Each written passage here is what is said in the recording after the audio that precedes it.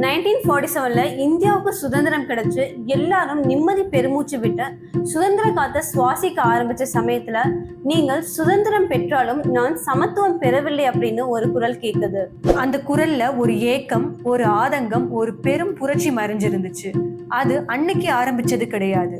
1890கள்ல மகாராஷ்டிரால இருக்க ரத்னகிரி மாவட்டத்துல இருந்த ஒரு சின்ன ஸ்கூல்ல இருந்தே ஸ்டார்ட் ஆனது. தவிச்ச வாய்க்கு தண்ணி கேட்ட ஒரு சின்ன பையனுக்கு தண்ணீர் எல்லாம் கிடையாது அப்படின்னு மறுக்கப்பட்டப்ப ஸ்டார்ட் ஆனது.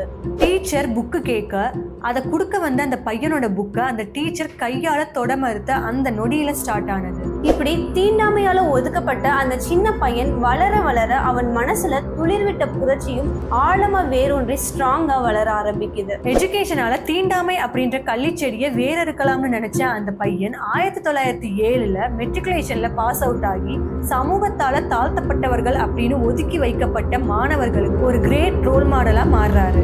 அடுத்ததா 1912ல பாம்பே யூனிவர்சிட்டியில சேர்ந்து வெறி பிடிச்ச மாதிரி படிச்சவர் எக்கனாமிக்ஸ் அண்ட் பாலிட்டிக்ஸ் சயின்ஸ்ல டிகிரி வாங்கினாரு. அப்பவும் இந்த சமூகம் அவரை அரவணைக்க மறுக்க தீண்டாமைக்கு எதிராக முழு மூச்சா போராட ஆரம்பிக்கிறாரு.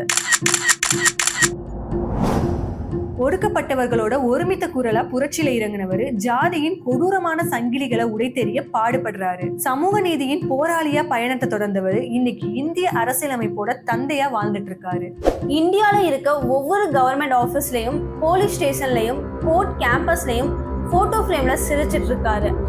அன்னைக்கு இருந்த பொலிட்டீஷியன்ஸ்ல இருந்து இன்னைக்கு அரசியல குதிச்ச பொலிட்டீஷியன்ஸ் வரைக்கும் இவரை ரோல் மாடலா வச்சுதான் அவங்களோட அரசியல் பயணத்தை கண்டினியூ பண்றாங்க.